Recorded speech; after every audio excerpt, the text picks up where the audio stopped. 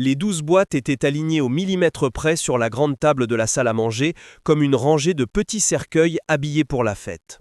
Papier craft épais, ruban rouge satiné, une petite étiquette avec le prénom soigneusement calligraphié au marqueur noir. Si quelqu'un entrait à ce moment-là, il se dirait que j'avais poussé le souci du détail un peu loin pour un réveillon de Noël. Personne ne devinerait que chaque boîte était une bombe. Le 24 décembre, en fin d'après-midi, notre pavillon de banlieue avait cette atmosphère tiède et dorée que j'avais longtemps associée au bonheur. Les guirlandes clignotaient à la fenêtre, une odeur de chapon rôti flottait depuis la cuisine et des chants de Noël passaient en fond sur une playlist que Camille avait préparée. À l'extérieur, on devinait les jardins des voisins, décorés de rennes lumineux et de Père Noël gonflables un peu tristes. Tout semblait normal, à part moi. Je restais debout au bout de la table, les mains posées sur le dossier d'une chaise, à regarder les boîtes comme si elles pouvaient me sauter à la gorge. À l'intérieur de chacune d'elles, une enveloppe. Et dans chaque enveloppe, quelques feuilles de papier qui avaient redessiné les contours de ma vie plus violemment que n'importe quelle catastrophe. Mon téléphone vibra sur le buffet, à côté de la carafe d'eau. Un message WhatsApp s'afficha furtivement sur l'écran avant de s'éteindre. « On arrive dans 20 minutes, tu as besoin qu'on ramène du pain ? Maman. » Je ne répondis pas. Le pain, on en avait. Ce qu'il n'y avait plus, c'était l'illusion.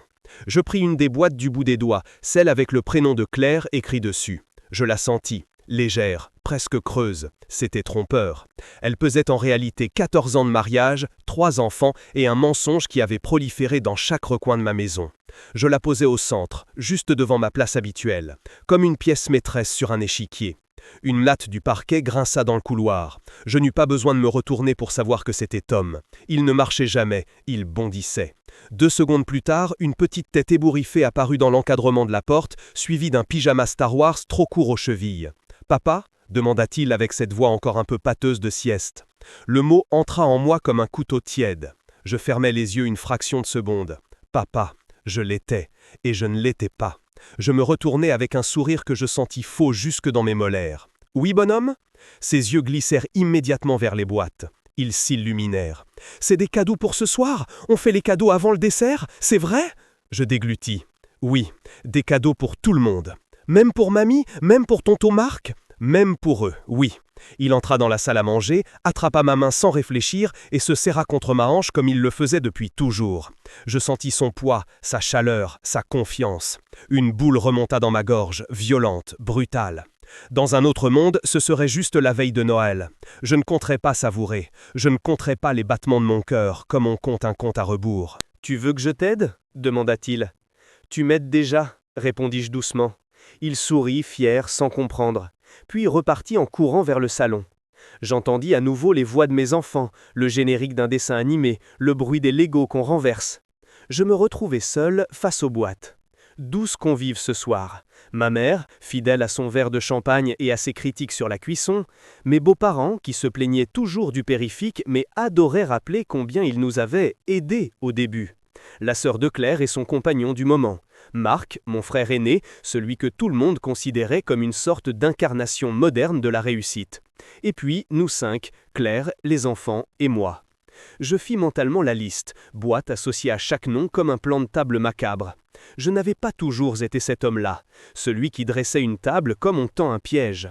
Pendant longtemps, j'avais réellement cru que cette maison, cette famille, c'était ma victoire. Je me surpris à repenser au jour où on avait emménagé ici, 10 ans plus tôt. Un pavillon des années 80, à 20 minutes en RER de Paris, une petite pelouse, un poirier au fond du jardin. Claire avait tourné sur elle-même dans le salon vide comme une gamine. On dirait une maison de série américaine, avait-elle dit en riant. On avait peint les murs en blanc cassé, refait la cuisine, planté des lavandes le long de l'allée. Je croyais construire quelque chose de solide. Je croyais être chez moi. Je reposais la boîte de Claire, essuyais machinalement une trace de poussière invisible sur la nappe, puis laissais mon esprit remonter encore plus loin. Avant les tests ADN, avant les mails des laboratoires étrangers, avant les rendez-vous glacés chez l'avocat, avant la fissure. Astérisque. Avant, ma vie avait une routine presque confortable. Je m'appelle Julien, 43 ans, ingénieur dans une boîte d'énergie. Métro, RER, Open Space, réunion Teams à n'en plus finir. J'ai longtemps cru que la stabilité c'était ça, un salaire qui tombe tous les mois, un crédit sur 20 ans, des vacances planifiées en août, une table pleine le dimanche midi. Le matin, j'étais toujours le premier levé. Café noir, grille-pain qui saute, silence de la maison encore endormie. Je m'asseyais souvent à la table de la cuisine, vue dégagée sur le jardin. L'hiver, il faisait encore nuit, on distinguait juste le lampadaire orange qui baignait les haies d'une lumière triste. L'été, les merles chantaient déjà. Puis la maison se réveillait. Des pieds nus qui traînent, des portes qu'on claque, des « Papa, j'ai rien à me mettre alors que le placard est plein ». Claire débarquait, les cheveux attachés à la va-vite, enfilait son peignoir, m'embrassait sur la joue. « Tu passes prendre du pain en rentrant ? Léo a besoin que tu signes son carnet. Tu peux déposer Tom chez la nounou, j'ai une réunion tôt. » C'était notre chorégraphie. Je bougeais dans ce rythme sans même y penser. Léo, l'aîné, 15 ans aujourd'hui, le genre de gamin qui lit plus de livres que moi et corrige les profs de maths quand ils se trompent au tableau. Toujours un peu dans la lune, toujours un stylo dans la main, toujours en train de bricoler un truc. Un jour, c'était une fusée en carton, le lendemain, un site internet pour un projet de lycée. Camille, 12 ans, débordante. De paroles, d'émotions, d'idées. Elle passait d'une obsession à l'autre, le dessin, la danse, les vidéos TikTok, les pâtisseries. Elle transformait n'importe quel objet en micro pour chanter à tue-tête. Tom, 6 ans, mon petit dernier, mon velcro. Toujours collé à moi, toujours à vouloir que ce soit moi qui lui lise l'histoire, moi qui l'accompagne aux toilettes, moi qui vienne à chaque spectacle de l'école avec mon téléphone en mode enregistrement. Je les aimais, sans nuance, sans condition. Je n'ai jamais cessé. Et Claire était ce centre de gravité autour duquel tout semblait tourner. On s'était rencontrés à la fac, en amphi de droit constitutionnel, à une époque où je me cherchais encore. C'est elle qui avait ri la première quand j'avais fait une remarque sur le prof, elle qui m'avait proposé un café à la cafette. Elle était vive, brillante, un peu trop à l'aise avec tout le monde, mais je trouvais ça fascinant. Quand on s'est marié à la mairie du 11e, un samedi de mai, on n'avait rien de spectaculaire. Juste des amis, de la musique, du champagne pas assez frais et une énorme pièce montée. Ça m'allait très bien. Je ne cherchais pas le spectaculaire, je cherchais le durable. Pendant longtemps, je n'ai rien vu. Ou plutôt, j'ai vu, mais j'ai interprété comme un mari qu'on a élevé à coups de « il faut faire confiance » et de « tous les couples ont des hauts et des bas ». Les soirées où Claire restait tard au travail parce qu'on boucle un dossier, les week-ends où elle montait aider sa mère à Orléans, les coups de fil qu'elle prenait sur la terrasse en disant « oui, je te rappelle » quand j'entrais dans la pièce, je mettais ça sur le compte de la charge mentale, du burn-out permanent dans lequel elle semblait flotter. Je culpabilisais de ne pas être plus présent. Je la laissais tranquille, je proposais d'en faire plus. Elle me traitait parfois de vieux con carré dans ses habitudes, mais avec un sourire.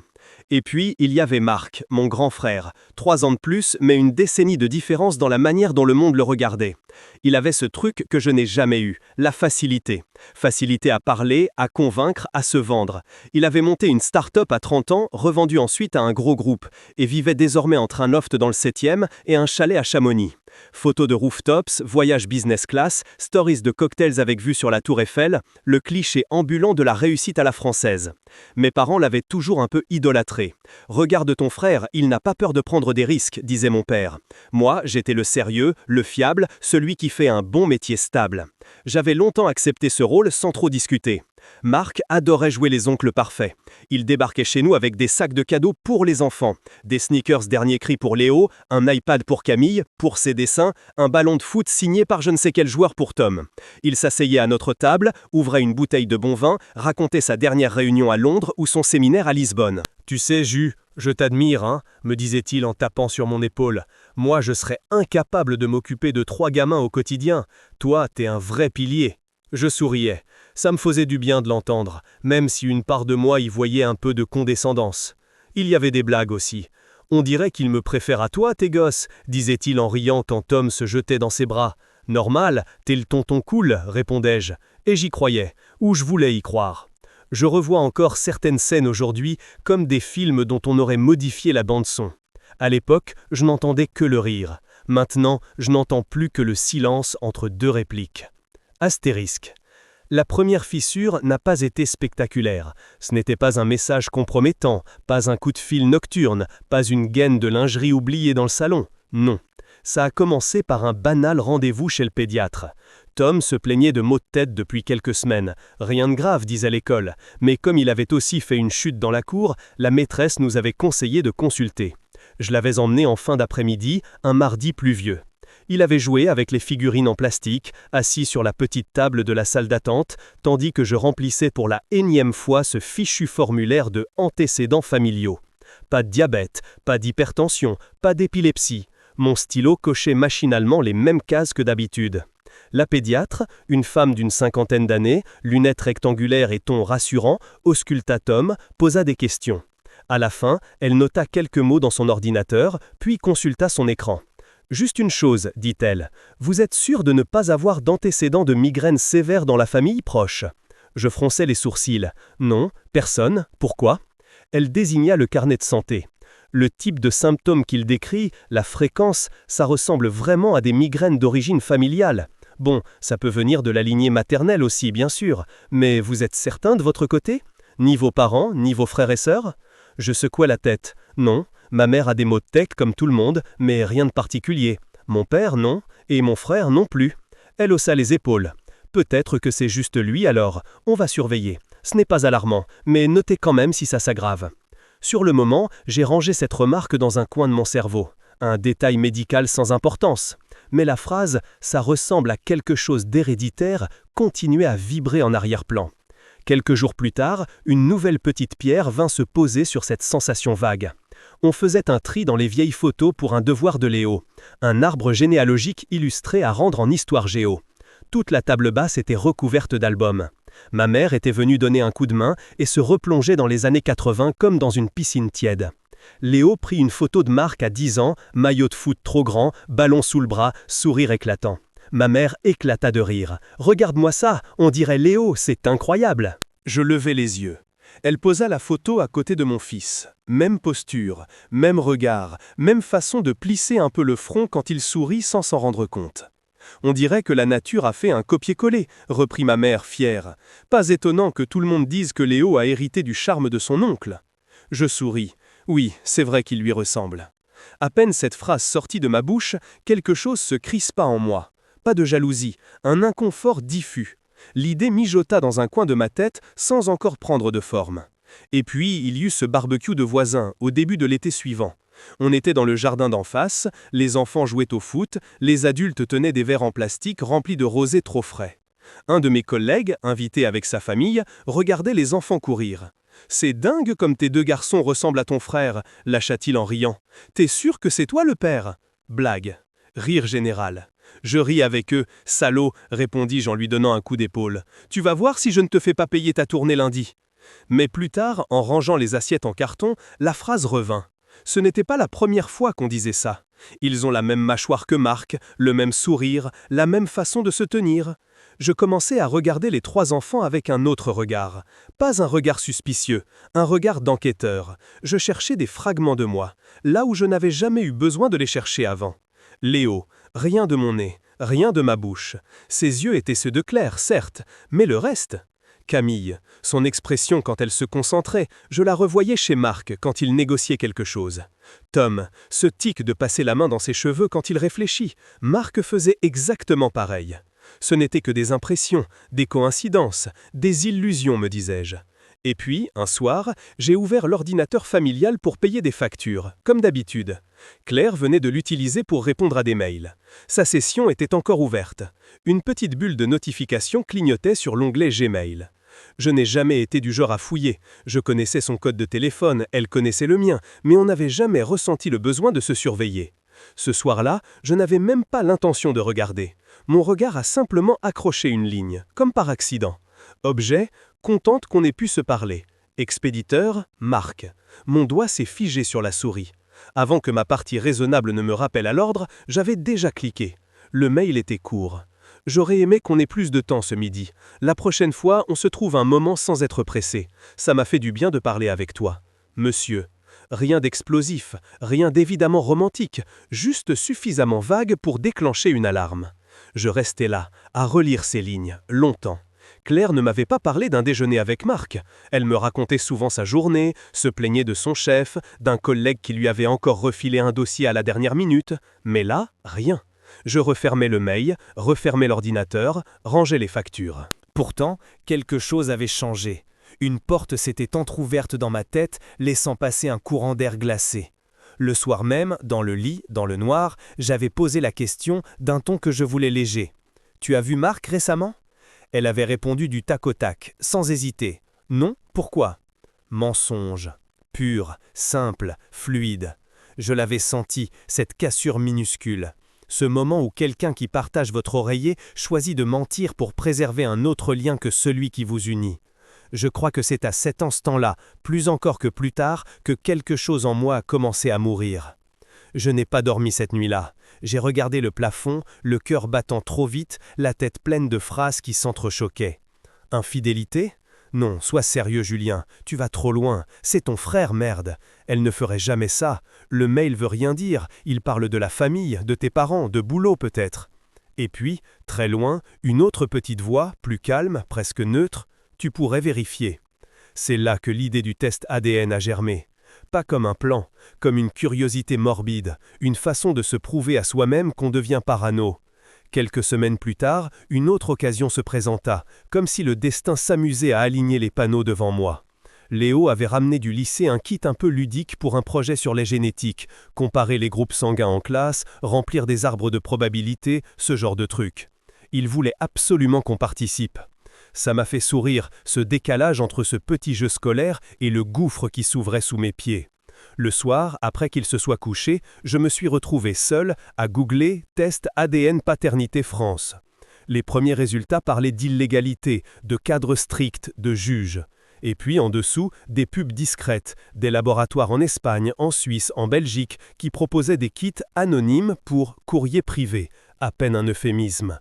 Je savais que ce n'était pas très légal, je savais que je ne pourrais rien en faire devant un tribunal. Mais je ne cherchais pas la justice, je cherchais la vérité. J'ai commandé.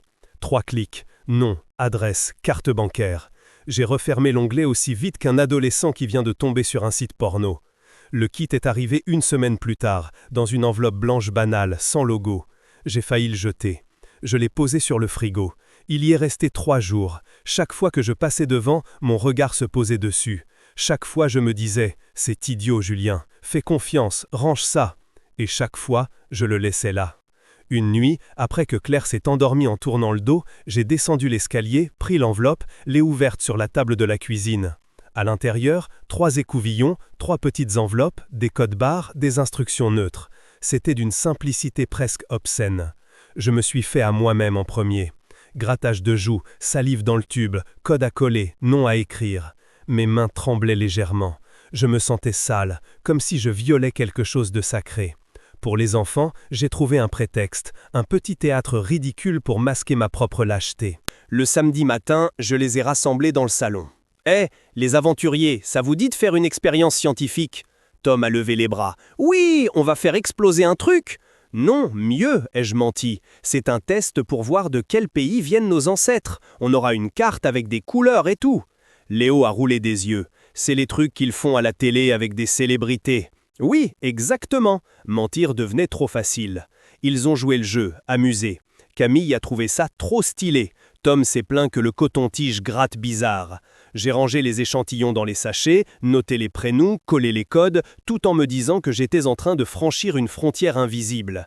Je n'ai pas proposé à Claire de participer. Je me suis surpris moi-même. Une partie de moi savait déjà que ce n'était pas nécessaire.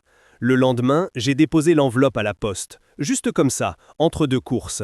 J'ai mis un recommandé vers une adresse en Espagne qui ne signifiait rien pour moi, mais qui allait décider de la suite de ma vie. Les 3 semaines qui ont suivi ont été les plus longues de mon existence. Je vivais comme d'habitude. Travail, devoirs, lessive, week-end chez mes parents, texto de Claire pour me dire d'acheter du lait. Tout à l'extérieur de moi continuait dans le même mouvement. À l'intérieur, tout s'était figé dans une attente tendue. Je vérifiais mes mails au moins 20 fois par jour. Dans le RER, aux toilettes, entre 2 réunions, à chaque vibration, mon cœur faisait un bond. Rien. Claire, elle, semblait étrangement légère. Elle prenait soin de moi, me demandait plus souvent comment s'était passée ma journée, elle proposait qu'on regarde un film ensemble le soir, qu'on commande des sushis, elle m'embrassait plus longtemps. Si je n'avais pas su ce que je savais déjà, j'aurais pu croire que notre couple allait mieux. Un lundi matin, entre 2 formulaires de demande de congé, le mail est arrivé. Résultat disponible, laboratoire astérisque. J'étais au bureau, devant mon écran, un gobelet de café tiède dans la main. Le monde autour de moi continuait comme si de rien n'était. On entendait la photocopieuse au fond, un collègue qui riait trop fort à une blague, un stylo qui clique. J'ai cliqué. Une page blanche, un logo discret, puis des lignes de texte froid. Mon regard a glissé jusqu'au premier tableau. Il a accroché la phrase au milieu de tout le jargon. Probabilité de paternité, 0%. Je me souviens du bruit que j'ai fait. Ce n'était pas un cri, plutôt un souffle coupé, comme si on m'avait frappé juste en dessous du sternum. Le gobelet m'a échappé, le café s'est renversé sur le bureau. Je n'ai même pas réagi. Je me suis penché sur l'écran. J'ai relu. 3 fois, 4. D'autres phrases entouraient celle-là. Des histoires de marqueurs génétiques, de locus, de concordance. Tout disait la même chose. Pour Léo, 0%. Pour Camille, 0%. Pour Tom, 0%. Pas pas même une marge d'erreur. Rien. Le vide, le néant, l'absence totale de lien biologique entre moi et les enfants que je croyais être les miens. Ma vue s'est brouillée, j'ai cligné des yeux. Je crois qu'à un moment, quelqu'un est passé derrière moi, a fait une remarque sur le café, a demandé si ça allait. Je ne me rappelle pas ce que j'ai répondu. Je me suis levé, j'ai dit que j'avais mal au ventre, que je devais rentrer. Dans le métro, retour vers la maison en pleine journée, je me suis surpris à marcher au ralenti. Je regardais les gens autour de moi avec une forme de jalousie. Ils tenaient leurs sacs, leurs portables, leurs journaux gratuits. Ils avaient des préoccupations normales, un dossier à rendre, un cadeau à acheter, un rendez-vous à ne pas manquer. Moi, j'avais perdu mon statut de père dans un mail de 4 pages. Et pourtant, même à ce moment-là, une partie de moi résistait encore, cherchait des excuses, des explications. Erreur de labo, échantillons inversés, mauvaise manipulation. Je suis rentré, j'ai attendu que Claire parte chercher les enfants, j'ai rouvert le mail sur l'ordinateur de la maison, comme pour vérifier que la catastrophe avait bien traversé les systèmes. Elle avait traversé. Je suis allé dans mon bureau, j'ai sorti un dossier qu'on gardait depuis des années dans un tiroir, un vieux test génétique que Marc avait dû faire à l'époque où il préparait une assurance vie énorme dans le cadre de son entreprise. Il me l'avait confié pour que je le mette avec les papiers de la famille, parce que toi au moins tu es organisé. J'ai tenu ce papier-là dans une main, celui de mes résultats dans l'autre. Je ne suis pas expert, mais les chiffres qui apparaissaient sur les deux se répondaient trop souvent pour que ce soit un hasard. Il me manquait une pièce, encore, une certitude. Je l'ai obtenue 2 semaines plus tard. J'ai contacté un autre laboratoire, cette fois-ci en Suisse, qui proposait des comparaisons directes. J'ai envoyé les profils génétiques, le mien, celui de Marc, ceux des enfants. J'ai signé électroniquement un formulaire rempli de termes que je n'étais pas sûr de vouloir comprendre. Je savais que j'allais souffrir, je ne savais pas à quel point. Quand le second mail est arrivé, un soir, j'étais chez moi. Les enfants regardaient un film Pixar dans le salon, Claire coupait des légumes dans la cuisine. J'ai ouvert le message dans mon bureau, seul. Probabilité de paternité entre sujet B, Marc, et sujet C, Léo, 99,998%. Probabilité de paternité entre sujet B, Marc, et sujet D, Camille, 99,998%. Probabilité de paternité entre sujet B, Marc, et sujet E, Tom, 99,998%. Je n'ai pas eu besoin de lire le reste. Les chiffres m'ont sauté au visage comme des gifles. Mon frère, mon propre frère. Il ne s'agissait plus de savoir si les enfants étaient biologiquement les miens. La réponse était claire, non. Il s'agissait désormais d'accepter qu'ils étaient ceux de Marc. Que l'homme que j'avais admiré, que j'avais défendu auprès de nos parents, que j'avais accueilli chez moi, avait planté ses racines dans ma maison. Je me suis assis sur le tapis, au milieu du bureau. Mes mains se sont mises à trembler, pas un tremblement léger, des secousses. Je ne pleurais pas, je crois que j'étais au-delà des larmes. Tout en moi était saturé, plein à craquer de quelque chose qui n'avait pas encore de nom. Je ne sais pas combien de temps je suis resté là. À un moment, la porte s'est entr'ouverte. « Papa, tu viens, le film est fini », a dit la voix de Camille. Je me suis relevé, mécaniquement. J'ai fermé la fenêtre du navigateur, j'ai rangé le dossier dans le tiroir, j'ai inspiré profondément. J'ai remis un masque sur mon visage. « J'arrive !» Je me suis assis dans le canapé, entre eux. Tom s'est collé à moi. Léo a posé sa tête sur mon épaule, comme quand il était plus petit. Camille a mis ses jambes sur mes genoux. « On regarde quoi maintenant ?» a demandé Tom. Je les ai regardés, un par un. Chaque trait de marque sur leur visage me sautait aux yeux. Et, en même temps, je voyais aussi les nuits blanches, les biberons donnés, les fois où j'avais couru pour ne pas rater un spectacle de fin d'année. Ce mélange-là, aucun test au monde ne pourra jamais le mesurer. « Ce que vous voulez », ai-je murmuré. « On regarde ce que vous voulez. » Astérisque. Les jours qui ont suivi, j'ai découvert que le cœur humain est capable d'abriter des choses contradictoires avec une intensité monstrueuse. Je les regardais jouer, rire, se chamailler, travailler. L'amour que j'avais pour eux n'avait pas diminué d'1 millimètre. Mais par-dessous, il y avait autre chose, un sentiment d'avoir été remplacé, dupé, ridiculisé. Pour Claire, ce n'était plus seulement de la suspicion, c'était une certitude froide. Je ne l'ai pas confrontée. Je crois que ça surprend les gens quand je le raconte. Ils s'attendent à ce que je dise que j'ai hurlé, que j'ai cassé des assiettes, que je l'ai mise à la porte sur le champ. Non, je me suis tu. Je l'ai observé. Je l'ai laissé se trahir sans le savoir. Elle continuait à voir Marc pour les affaires de la famille. Elle posait des questions sur son agenda devant moi, mais j'entendais le téléphone vibrer plus tard dans la salle de bain. Elle rentrait parfois avec ce regard brillant d'adrénaline qu'elle n'avait plus jamais en me parlant de son travail. Je n'avais plus besoin de preuves. Mais j'en voulais quand même. Pour moi. Pour la suite. J'ai pris rendez-vous avec un avocat spécialisé en droit de la famille, un type sec avec des lunettes cerclées de métal, au 4e étage d'un immeuble haussmannien derrière la Madeleine. Je lui ai tout raconté. Les tests, Marc, les années de mensonges implicites. Il m'a écouté en silence en prenant quelques notes. Les tests ADN que vous avez faits ne sont pas recevables en France sans décision de justice, a-t-il dit calmement. Mais sur le plan moral, bien sûr, ça change tout. Je ne suis pas venu chercher la morale, ai-je rétorqué. Je suis venu chercher la sortie. Il a hoché la tête. Nous avons parlé pension, statut du beau-parent, conséquence d'une désaveu de paternité. Plus la conversation avançait, plus je me sentais m'éloigner de ma propre vie, comme si je la regardais dans un documentaire. « Vous voulez divorcer » a-t-il demandé à la fin. « Oui. Vous voulez que ce soit discret » J'ai pensé à la table du réveillon, aux boîtes déjà imaginées dans ma tête avant même qu'elles existent physiquement. Non, ai-je dit, je veux que ce soit clair, pour tout le monde. C'est à ce moment-là que le plan a pris forme. Pas une vengeance, le mot ne me convient pas, une exposition. Comme on enlève une bâche posée depuis trop longtemps sur un tableau pourri. Nous étions début décembre. Claire commençait déjà à parler du réveillon. On le fait chez nous cette année, non? On a la grande table, et puis ça fera plaisir à tout le monde. J'ai acquiescé. Bien sûr, on invite ta famille, Marc, ma mère. On sera combien? 12? Elle avait compté sur ses doigts. 12, parfait, ça va être joyeux. J'avais souri. Oui. J'ai commandé des enveloppes épaisses, un papier un peu plus joli. J'ai demandé au laboratoire suisse des copies officielles, avec tampons, signature. J'ai ouvert un nouveau compte bancaire séparé. J'ai commencé à déplacer de l'argent. J'ai coupé les procurations de Claire une par une, en ligne, silencieusement. Elle n'a rien vu. Elle a continué à faire des listes de cadeaux, à s'inquiéter pour la cuisson du chapon, à râler parce que la bûche préférée de son père était en rupture dans notre boulangerie et qu'il allait falloir faire la queue au centre commercial. De mon côté, je remplissais des cases. J'organisais mon départ. Je réservais une chambre d'hôtel pour le 24 au soir dans un 3 étoiles anonyme proche de la gare de Lyon. J'y ai apporté une valise la veille sous prétexte d'une journée de séminaire au bureau. Personne n'a posé de questions. Le 23 au soir, j'ai sorti les 12 boîtes de leurs sacs plastiques. J'ai collé chaque prénom dessus, glissé chaque enveloppe à l'intérieur. Au dos, j'ai inscrit au crayon « Pour que la vérité soit égale pour tous ». J. Je les ai alignés sur la table comme un jeu de société de très mauvais goût. Et nous y voilà. Le 24, le jour même, je suis resté étrangement calme. Les enfants excités couraient entre les pièces. Claire mettait la table avec sa maniaquerie habituelle. Les assiettes blanches, les verres à pied qu'on ne sort qu'à Noël, le set de serviettes en tissu offert par sa mère.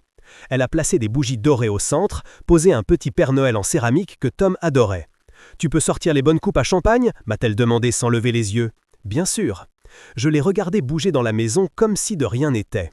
Comme si elle ne traînait pas derrière elle un mensonge de 12 ans.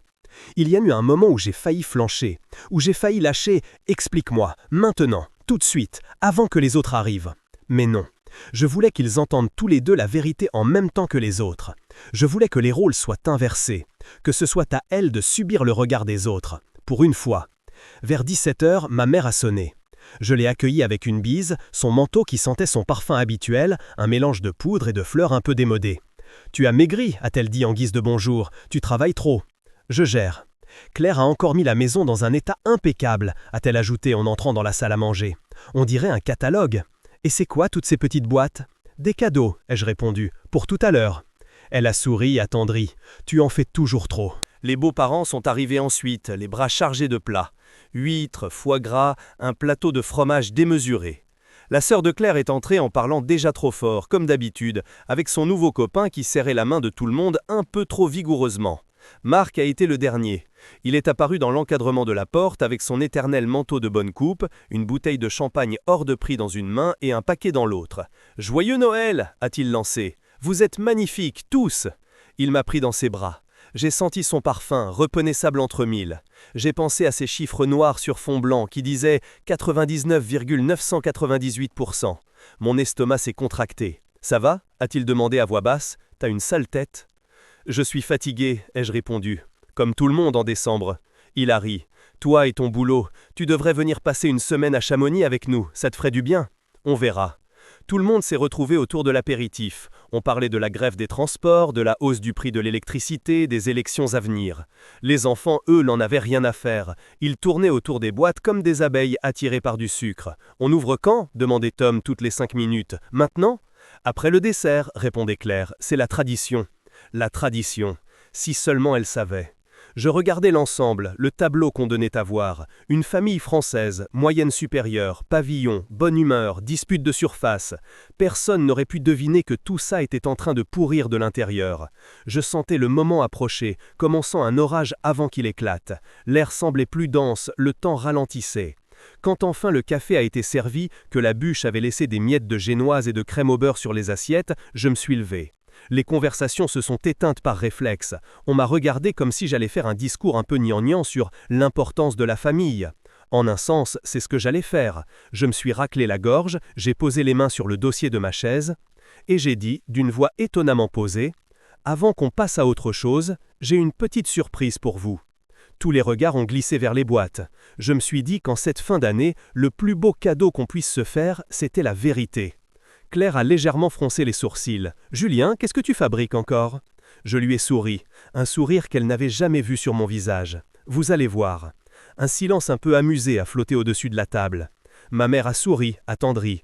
Mon beau-père s'est resservi un peu de champagne, persuadé que j'allais me lancer dans un discours gênant sur les liens familiaux. Claire, elle, ne souriait pas.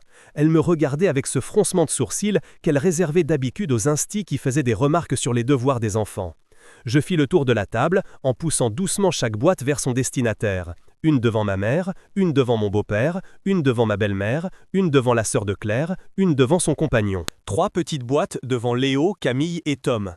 Une devant Marc. Et une devant Claire. Elle posa la main dessus sans l'ouvrir. « Julien, c'est quoi ?»« Des résultats, répondis-je simplement. »« Résultats de quoi ?» demanda ma mère intriguée, en tournant déjà la sienne dans tous les sens. Je revins à ma place en bout de table, laissai mes mains se poser de nouveau sur le dossier de ma chaise. Mon cœur battait vite, mais étonnamment, ma voix était ferme. Je voudrais qu'on les ouvre tous en même temps. Vous voulez bien attendre une seconde que je m'explique ? Les conversations se turent. On n'entendait plus que le léger crépitement d'une bougie et, au loin, la télévision du voisin à travers le mur mitoyant. On est en famille, commençai-je. On mange ensemble tous les ans. On parle de tout et de rien. On évite certains sujets. On en maquille d'autres. On fait comme si. Je laissais la phrase en suspens. Cette année, j'ai décidé d'arrêter de faire comme si. Ma belle-mère leva les yeux au ciel. « Julien, si c'est encore un truc à la con sur la consommation responsable ou une cagnotte solidaire. » « Non, dis-je calmement, c'est beaucoup plus personnel. » Je crois que c'est à ce moment-là que Marc a compris que quelque chose n'allait pas. Son sourire a vacillé. Il a jeté un coup d'œil à Claire. Elle a détourné les yeux, presque imperceptiblement. Je pris une inspiration. Je vais poser une seule règle. Vous ouvrez tous les enveloppes quand je vous le dis, pas avant. Et vous écoutez jusqu'au bout. Après, vous pourrez hurler, me traiter de tous les noms, partir, ce que vous voulez. Mais vous écoutez d'abord. D'accord ? Personne n'a répondu franchement. Mais les boîtes sont restées fermées. À ce stade, la curiosité l'emportait encore sur la peur. Je regardais tour à tour les visages autour de la table. Des visages que je connaissais par cœur, que je croyais connaître. C'est l'histoire de ma famille, repris-je, de mon mariage, de mes enfants. C'est l'histoire de ce qu'on croit évident, parce qu'on n'a jamais eu l'idée de vérifier. Claire serra les dents. « Julien, tu me fais peur. Tu devrais. » Le silence qui suivit cette phrase fut presque palpable. Je levai la main. « Maintenant, ouvrez. » 12 rubans glissèrent, 12 couvercles se soulevaient dans un froissement presque synchronisé. Puis le bruit des enveloppes qu'on déchire, du papier qu'on sort, des feuilles qu'on déplie. Au début, ce ne fut que ça, un festival de bruissement.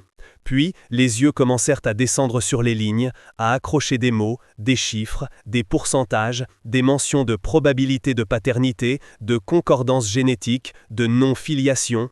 Ma mère plissa les paupières, cherchant ses lunettes. Mon beau-père, d'abord un peu hilar, perdit son sourire d'un coup. La sœur de Claire lâcha un « C'est quoi ce bordel » à mi-voix. Claire, elle, ne lisait pas vraiment. Ses yeux se promenaient sur le papier sans s'accrocher à quoi que ce soit. Ou plutôt, il refusait de s'accrocher. Elle porta la main à sa bouche. Ses doigts tremblaient. Marc, lui, s'était figé. Il tenait son enveloppe comme s'il venait de recevoir sa convocation pour la guillotine. Ses yeux allaient de la feuille à moi, puis revenaient qu'à la feuille, comme s'il espérait qu'à la 4e lecture, les chiffres auraient changé. Ce fut Léo qui parla en premier. « C'est quoi ces trucs » demanda-t-il, la voix plus aiguë que d'habitude. « Pourquoi il y a écrit 0%? » Le 0% brillait en gras sur 3 feuilles différentes. 3 fois, 3 enfants, 3 refus. Il ne savait pas encore ce que ça signifiait, mais son instinct y percevait déjà une menace. Je posai enfin les mots. « Ce sont des tests ADN, dis-je, des tests de paternité. » La phrase tomba sur la table comme un objet lourd. Ma belle-mère blêmit. « Tu as fait des tests sur les enfants, mais t'es malade ou quoi ?» « Apparemment, je suis le seul à ne plus l'être, » répondis-je. Camille regarda son papier, puis moi. Ses yeux s'emplirent de larmes. « Papa, je comprends rien. Il y a ton nom là, et après c'est marqué « probabilité de paternité 0 ». Ça veut dire quoi ?» Claire se leva brusquement, renversant sa chaise dans un fracas métallique. « Ça suffit !» cria-t-elle. « Ça suffit, Julien. Tu vas tout de suite arrêter cette mascarade. Tu vas dire à tout le monde que c'est une blague. Tout de suite !» Je la regardais sans bouger. « Ce n'est pas une blague. » Mon beau-père fulmina. « Tu te rends compte de ce que tu es en train de faire? La veille de Noël? Devant les enfants? Tu… » « Non, coupai-je. Ce que je fais, c'est ce qu'il aurait fallu faire il y a longtemps, mettre les choses à plat. » Ma mère, elle, relisait encore et encore. Ses lèvres murmuraient les mots. 0%, probabilité, absence de lien de filiation. Finalement, elle leva la tête, le regard perdu. « Julien, ça veut dire que… » « Ça veut dire que, biologiquement, je ne suis le père d'aucun de mes 3 enfants, dis-je calmement. Et que toi, maman, tu n'es pas grand-mère d'eux comme tu le croyais, pas par le sang. » Un petit gémissement échappa à Camille. Tom, lui, se contentait de serrer son papier entre ses doigts, trop petit pour saisir, mais assez grand pour sentir que quelque chose de très grave se jouait. « C'est faux, lâcha Claire, c'est forcément faux. Ces tests, on ne sait même pas d'où ils viennent. C'est illégal ces trucs-là. Tu sais très bien qu'en France, on… » « Le labo est en Suisse, dis-je, et j'en ai fait 2, dans 2 pays différents. Le premier m'a dit que je n'étais pas le père. Le deuxième m'a dit qu'il était. » Je me tournai lentement vers Marc. Le geste attira tous les regards. « Pas besoin de chercher bien loin, ajoutai-je. Il était à cette table depuis le début. » Un silence, puis une déflagration. « Quoi ?» hurla ma belle-mère. Marc recula avec sa chaise comme si on venait de lui tirer dessus. « C'est n'importe quoi, balbutia-t-il. Tu délires, Jus. Tu ne peux pas balancer des choses comme ça sans preuve. » Je pris mon enveloppe à moi, en sortis un autre document, le posa devant lui. C'est la comparaison directe entre ton profil génétique et celui des enfants. Probabilité 99,998%. Ton nom n'y apparaît pas, bien sûr. On parle de sujet B, mais on sait qui est sujet B, n'est-ce pas? Il baissa les yeux. Les chiffres étaient là, implacables, alignés proprement. Il les contempla un long moment, comme si les regarder assez longtemps pouvait les dissoudre. « Ce test ne vaut rien, marmonna-t-il finalement. C'est un truc de charlatan. Tu veux qu'on en fasse un 3e, chez un expert judiciaire, avec un juge, avec un huissier? On peut. » Ma voix restait anormalement calme. « Mais toi et moi, on sait déjà. Pas besoin de labo pour ça. » Claire s'est mise à respirer vite, trop vite. Ses mains tremblaient tellement que le papier froissait. « Julien, écoute-moi, je vais t'expliquer. » Je tournai la tête vers elle. « Non, tu ne vas pas m'expliquer. Tu as eu 12 ans pour le faire. Tu as choisi de ne pas le faire. L'époque des explications est terminée. » Elle fit un pas vers moi. Je n'ai jamais cessé de t'aimer, lança-t-elle, la voix brisée. Jamais, je te le jure, ce qui s'est passé, ce n'était pas prévu, pas voulu, complétai-je acerbe. 3 enfants, Claire, 3. On n'est pas sur un dérapage d'une mie, on est sur une histoire parallèle, soigneusement entretenue. Ma mère émit un petit cri. 3 ? Elle regarda tout à tour les enfants, puis Marc, puis Claire. Ses yeux se remplirent d'une horreur que je n'avais jamais vue chez elle. Vous êtes en train de me dire que mes petits-enfants sont les enfants de Marc, soufflai-je. Tom prit la parole d'une voix minuscule. Papa, ça veut dire que t'es plus mon papa? Cette question-là faillit m'achever. Je sentis un vertige, un flou. Je posai une main sur la table pour me stabiliser. Je serai toujours ton père, dis-je d'une voix qui vibrait pour la première fois. Toujours. Ça, aucun papier ne pourra me l'enlever. Mais ce n'est pas de moi que tu tiens tes yeux, ni ton sang. Il fronça les sourcils, bouche entr'ouverte. Il n'avait pas les mots. Il n'avait que la peine. Claire, elle, éclata dans un sanglot brutal. Ses jambes semblèrent se dérober sous elle. Elle vacilla, porta une main à sa poitrine. « Je t'en supplie, hurla-t-elle, pas comme ça, pas devant eux, pas devant tout le monde. On peut en parler, juste toi et moi, on peut. » Sa phrase se dissout dans un souffle. Je la vis chanceler au ralenti. Ses yeux se révulsèrent légèrement. Sa bouche forma un O silencieux. Puis son corps s'affaissa d'un coup. Elle s'effondra sur le parquet, raide, dans un bruit sourd. Un cri jaillit à l'autre bout de la table. La sœur de Claire se leva en renversant sa chaise. Ma belle-mère hurla son prénom. Camille se leva aussi, tétanisée. Tom se mit à pleurer sans retenue. Je fis le tour de la table et me penchai vers elle. Geste réflexe, ajustement d'années et d'années à répondre au moindre de ses soupirs. Elle n'était pas inconsciente longtemps, quelques secondes à peine. Ses yeux papillonnèrent, puis se rouvrirent. Ils étaient flous. Elle chercha mon visage comme un naufragé cherchant une bouée. « Tu vas vraiment me quitter » murmura-t-elle. Je sentis quelque chose se resserrer en moi, un nœud, une colère ancienne, une tristesse encore plus vieille. « Oui » répondis-je simplement. Pas de conditionnel, pas de demi-mesure. Elle eut un hoquet, ses doigts agrippaient ma manche. « Les enfants, balbutia-t-elle, tu ne peux pas leur faire ça, tu ne peux pas nous laisser comme ça. » Je retirai doucement mon bras. « Je ne vous laisse pas, je me retire. Nuance, c'est vous qui m'avez laissé, il y a longtemps. Vous ne vous en êtes juste pas rendu compte. » Marc se leva enfin, vacillant légèrement comme s'il avait trop bu, alors qu'il n'avait bu qu'un verre. « Julien, écoute, commença-t-il. « Non, dis-je. Toi, tu n'as rien à dire. Tu as eu 12 ans pour dire quelque chose. Tu as choisi le silence. Tu vas maintenant vivre avec le bruit. » « Mais je levai la main. Il se tut. Il avait l'air d'un gamin pris en faute. C'était presque absurde. Cet homme qui dominait les salles de réunion, qui négociait avec des PDG, se tenait là, incapable d'aligner une phrase. Ma belle-mère retrouvait sa voix, elle. « Comment as-tu osé faire ça à ma fille ?» cracha-t-elle. « Toi, tu étais le mari parfait, c'est ça? Toujours à travailler, jamais là, toujours à donner des leçons. Tu crois qu'il n'y a pas de raison si elle… » Je me retournai vers elle, lentement. Si elle quoi? Si elle a couché avec mon frère pendant que je couchais avec les dossiers du boulot, c'est ça l'excuse? Elle pâlit. Tu ne comprends rien à ce que c'est qu'être une femme. Je comprends ce que c'est qu'être trahi. Ça, c'est unisexe. Un silence tendu s'abattit de nouveau. Je me redressai complètement, regardant tout le monde. J'ai passé des années à jouer le rôle du type fiable, celui qu'on appelle quand il faut signer une caution, quand il faut prêter de l'argent, quand il faut garder les enfants des autres parce que toi, on sait qu'on peut te faire confiance. La sœur de Claire détourna le regard. Elle savait très bien de quoi je parlais. J'avais payé son loyer 2 fois quand elle avait cramé son salaire dans des voyages. Je ne le regrette pas, enchaînai-je. Ce n'est pas ma nature qui est en cause, c'est l'usage qui en a été fait. On s'est servi de moi, de ma loyauté, de mon amour, de mon argent. Je sentis dans ma poche intérieure la forme des documents que mon avocat m'avait préparés. Ils semblaient peser autant qu'une brique. Je vous annonce donc officiellement une deuxième chose ce soir. La première, c'est que je ne suis pas le père biologique de ces enfants. La deuxième, c'est qu'à compter d'aujourd'hui, je ne suis plus le portefeuille de cette famille. Ma belle-mère sursauta. « Comment ça ?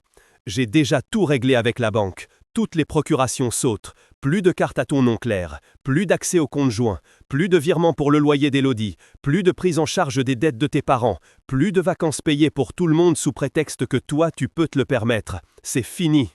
Tu ne peux pas faire ça, bredouilla mon beau-père. On a des projets, le prêt pour la maison de campagne, tu avais dit que tu... J'ai changé d'avis, dis-je. C'est étonnant comme on peut changer quand on découvre qu'on vit avec un mensonge. Marc fronça les sourcils. Tu ne vas pas mettre tout le monde dans la merde pour un problème qui, à la base, concerne juste quoi? Mon mariage, mon statut de père, mon lien à toi? Je le fixais. Oui, ça nous concerne nous trois en priorité. Mais vous avez tous profité de mon aveuglement. Vous avez tous pris sans jamais vraiment vous demander ce que ça me coûtait. Alors non, je ne vous dois plus rien, ni matériellement, ni moralement. Ma mère intervint, la voix tremblante. Julien, tu es en train de te couper de tout le monde là. Tu vas te retrouver tout seul. Je tournai la tête vers elle. Je suis déjà seul, maman. Ça fait longtemps. Ce soir, j'arrête juste de faire semblant de ne pas m'en rendre compte. Les enfants sanglotaient maintenant ouvertement.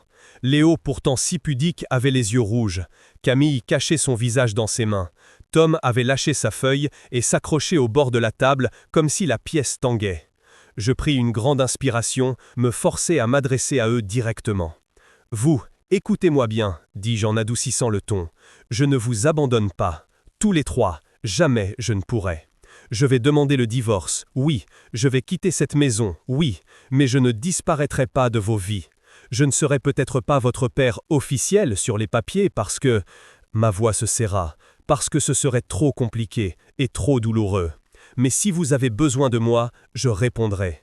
Et je veillerai à ce que vous n'ayez jamais à payer pour les erreurs des adultes. Ça, je vous le promets. « Mais tu vas vivre où ?» demanda Camille dans un sanglot. « On va te voir quand ?» Je ne sais pas encore exactement, avouai-je. J'ai prévu les premières nuits. Le reste, on construira au fur et à mesure. On fixera des jours, on écrira, on se téléphonera. Ce ne sera pas comme avant, mais ce ne sera pas rien. Je ne veux pas que tu partes, murmura Tom. Moi non plus, pensai-je, mais je ne peux plus rester. Je me redressai. L'air semblait lourd, saturé. J'avais l'impression qu'il fallait le découper au couteau. Je crois que j'ai tout dit, conclus-je. Ce réveillon est le dernier que je passe ici en tant que mari de Claire et membre à part entière de notre grande famille. À partir de demain, on parlera avocat, notaire, juge, toutes ces choses sans ambiance. Je me tournai vers Claire, toujours assise par terre, les joues ravagées de larmes, les yeux gonflés, les mains serrées autour de son propre papier, comme si elle voulait l'écraser. « Je ne te hurlerai pas dessus, dis-je, ça ne servira à rien. Je ne te frapperai pas, je ne te déshabillerai pas de mots plus que nécessaire. Le fait que tu vives avec ce que tu as fait me semble suffisant. Mais je ne te pardonnerai pas.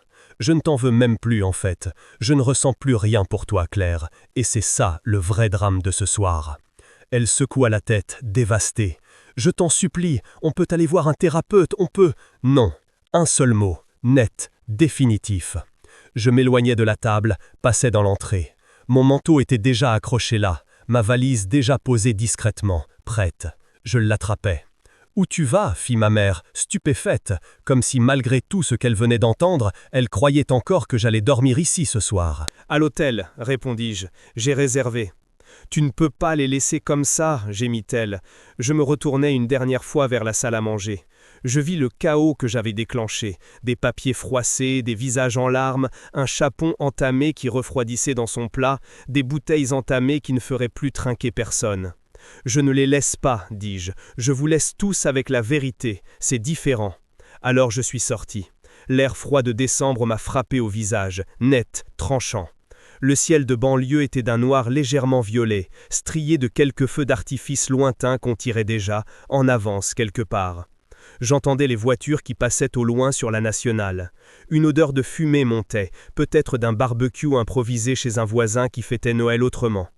Je me suis arrêté sur le trottoir, la valise à la main. Pendant quelques secondes, je suis resté là, immobile. Mes jambes semblaient vouloir retourner d'elles-mêmes vers la maison, vers les enfants, vers le vacarme. Mais je ne leur serais d'aucune utilité en restant, pas ce soir, pas dans cet état-là. Personne ne m'a rejoint, personne n'a claqué la porte derrière moi en hurlant mon prénom. Ils étaient trop occupés à gérer leur propre effondrement. C'était très bien ainsi. Je me suis dirigé vers ma voiture, garée le long du trottoir. Je l'ai ouverte, j'ai posé la valise dans le coffre, je me suis installé au volant. Mes mains se sont crispées sur le cuir pendant un instant. J'ai fermé les yeux. Je me suis revu, des années plus tôt, garé à la même place, rentrant d'un supermarché avec un sapin attaché sur le toit ou des cadeaux cachés dans le coffre, excité à l'idée de voir les enfants les découvrir. Je me revoyais râler parce qu'il n'y avait plus de place devant chez nous à cause des voisins, plaisanter avec Claire pour savoir qui allait faire les allers-retours. Rien de tout ça n'existait plus. C'était une série qui venait de se terminer, brutalement. J'ai mis le contact, le moteur a ronronné. J'ai quitté la rue à vitesse normale, comme un type qui rentre d'une soirée. À l'angle, j'ai jeté un dernier coup d'œil dans le rétroviseur. On voyait encore les petites lumières clignotantes aux fenêtres de la maison. On n'entendait plus les cris. Le double vitrage est très efficace. Le trajet vers l'hôtel m'a paru à la fois très long et très court. Long parce que chaque feu rouge semblait vouloir me retenir, court parce que j'étais ailleurs. Mon corps conduisait, mon esprit, lui, vagabondait dans tous les recoins de ma vie commune. Je me rappelais la première fois où Claire m'avait présenté à ses parents, à Orléans, devant un petit pavillon propret. Son père m'avait évalué d'un regard qui pesait les revenus, la fiabilité, la capacité à prendre soin de sa fille. J'avais passé le test, j'étais le bon candidat. Je me rappelais le jour où Léo était né, à la maternité de Port-Royal, ce petit paquet rougeau qui hurlait et qui s'est calmé dès que je l'ai pris contre moi. J'avais senti un amour sauvage naître d'un coup. C'était peut-être ça mon erreur, croire que cette évidence-là était protégée de tout. Arrivé devant l'hôtel, un bâtiment moderne aux abords de la gare de Lyon, je me suis garé sur le parking souterrain. Il y avait des voitures de partout, des familles avec des coffres pleins, des valises à roulettes, Noël en transit. À la réception, une jeune femme avec un serre-tête à oreilles de reine m'a accueilli avec un sourire professionnel. « Bonsoir monsieur, vous avez une réservation ?»« Oui, ai-je dit, au nom de Dubois. » Elle a tapé sur son clavier, « Une chambre pour une personne, 2 nuits, c'est bien ça ?»« C'est ça. Vous passez Noël chez nous alors ?» demanda-t-elle avec une petite note de compassion automatique. Je réfléchis une seconde, ce n'était plus « chez nous nulle part ». « On dirait bien », répondis-je. Elle m'a tendu une carte magnétique. 4e étage, chambre 412. Le petit déjeuner est servi jusqu'à 10h demain matin. Merci. L'ascenseur était vide.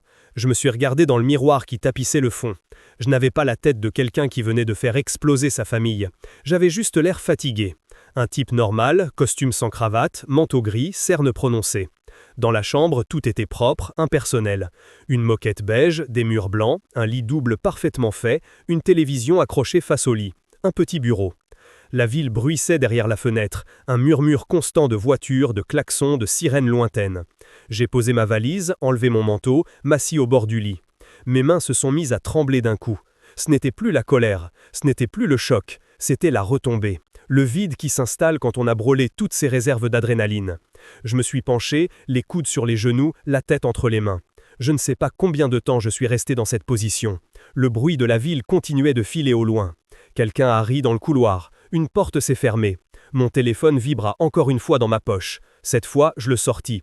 Une liste de notifications interminables. SMS de Claire, de ma mère, de la sœur de Claire, de Marc, des appels manqués, des messages vocaux. Je ne les ai pas écoutés. Pas encore. Je savais très bien ce qu'ils contiendraient. Des pleurs, des reproches, des implorations, des tentatives d'inversion de culpabilité.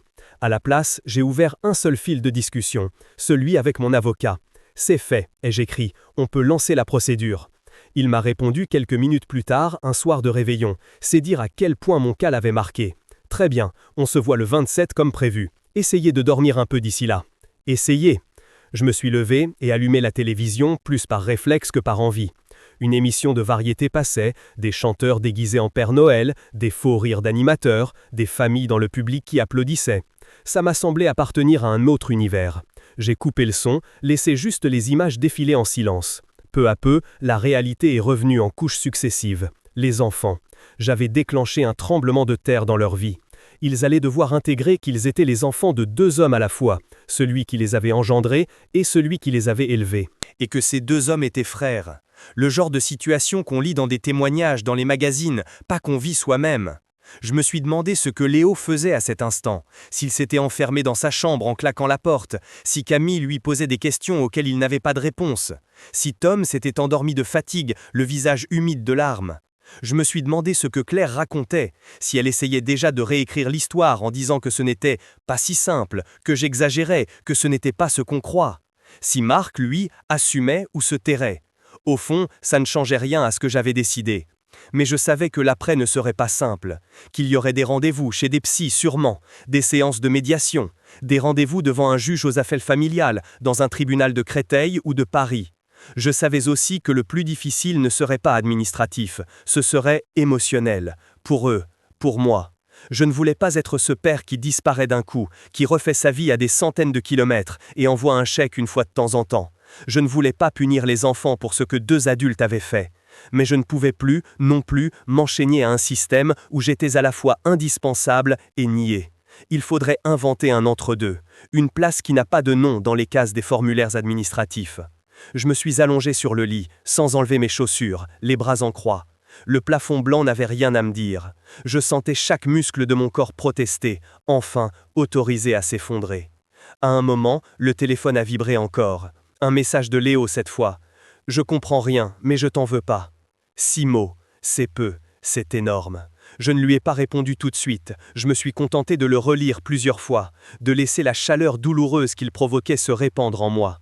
Puis j'ai tapé « On parlera tous les deux, promis, ce n'est pas contre vous, je t'aime. » Je n'avais rien d'autre à lui offrir ce soir-là que ces quelques phrases. La nuit a été morcelée, je m'endormais par morceaux, me réveillais en sursaut, revoyais la scène à table, la chute de Claire, le regard de Marc, la tête de ma mère. Je me rendormais, je revoyais les tests, je me réveillais encore. Au petit matin, la lumière grise de décembre filtrait par le rideau. Paris reprenait sa routine. Des gens montaient dans des trains avec des valises, d'autres rentraient de fêtes trop arrosées. Des cafés s'ouvraient avec des rideaux létaliques qui grinçaient. Je me suis levé et pris une douche et enfilé un jean, un pull, je ressemblais à n'importe quel type en goguette dans un hôtel banal. En bas, dans la salle de petit déjeuner, des familles mangeaient des croissants, des enfants réclamaient du Nutella, des couples dînaient encore du regard comme si c'était le premier Noël qu'ils passaient ensemble. Je me suis servi un café, un morceau de baguette. Je n'avais pas faim, mais mon corps avait besoin de carburant. Assis là, au milieu de ces vies normales, je me suis senti à la fois étranger et accordé. Ma vie venait de sortir des rails, mais au fond, j'étais juste un être humain parmi d'autres, qui essayait de faire ce qu'il pouvait avec ce qu'on lui avait laissé. Plus tard dans la matinée, j'ai fini par écouter un des messages vocaux de Claire. Sa voix était éraillée, noyée dans les sanglots. « Juliane, je sais que tu m'en veux, je sais que j'ai merdé, je sais que tu ne voudras plus jamais me croire, mais je t'en supplie, ne coupe pas les ponts avec eux, ils n'ont rien demandé, ils sont perdus, ils ont besoin de toi, ne les punis pas pour moi, si tu veux me faire payer, fais-le à moi, mais pas à eux. » Je coupais avant la fin, je n'avais pas besoin d'en entendre plus pour comprendre le ton. Je ne comptais pas les couper, c'était la seule chose dont j'étais absolument sûr, le reste, tout le reste, était mouvant. Les années qui suivraient seraient faites de zones grises, d'allers-retours, de compromis, de moments où les enfants m'appelleraient parce que Marc n'aurait pas su être là pour eux autrement que par virement. De discussions, peut-être, un jour, avec lui, de mots qu'il faudrait sortir un par un, comme des épines d'une plaie. Mais tout ça, c'était demain. Aujourd'hui, j'étais un homme dans une chambre d'hôtel, dans une ville où des millions de gens continuaient à vivre sans savoir que, quelque part en banlieue, une famille venait d'exploser autour d'une table joliment dressée. On dit souvent que la vérité libère, c'est vrai, mais on oublie de préciser qu'elle libère en brisant d'abord, en cassant les chaînes, oui, mais aussi les liens, les habitudes, les illusions. Ce Noël-là, j'ai perdu un foyer, un frère, un statut. J'ai perdu l'image que j'avais de moi-même. J'ai perdu l'histoire que je racontais quand on me demandait « Et toi, ta vie, elle ressemble à quoi ?» En échange, j'ai gagné un vide qui faisait peur, un vide qui donnait le vertige. Mais c'était un vide honnête. Et, bizarrement, au milieu du chagrin, au milieu de la colère, une petite chose s'est mise à germer dans ce vide. Très faible, très discrète, une possibilité. Celle de me reconstruire, un jour, autrement.